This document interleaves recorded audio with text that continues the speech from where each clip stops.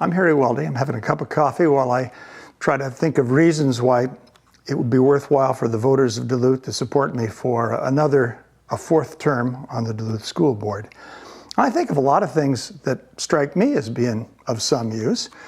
I have a pretty good sense of humor. Maybe some of you have noticed that when I built snow sculptures in my front yard. I also have a sense of justice and sometimes a sense of the absurd, because I have run for Congress on 4 occasions because I'm a little irritated that Abraham Lincoln has been forgotten from the Republican Party.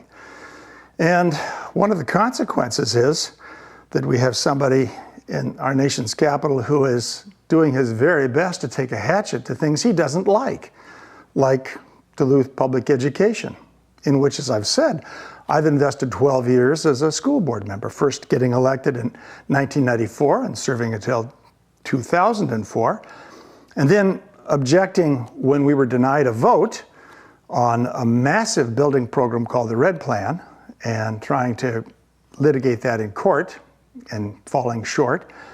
And then, once again, being accepted by the voters for my eccentricities, or despite my eccentricities, for another term from 2013 to 2017.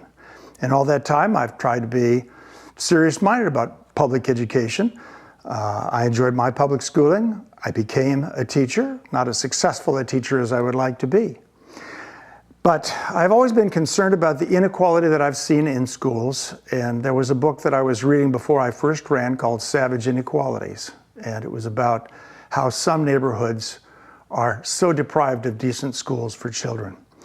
I remember when I was in college 50 years ago, and Republicans and Democrats in Minnesota got together and passed what was called the Minnesota Miracle, in which all school districts, poor or rich, would be given relatively equal financing for their children.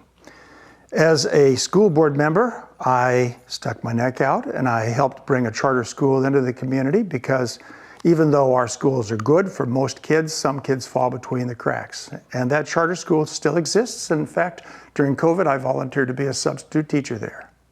For all those and many more reasons, I'd like you to consider me as a possibility for the school board yet again when you get to the primary ballot on August 12th and the general election ballot afterwards.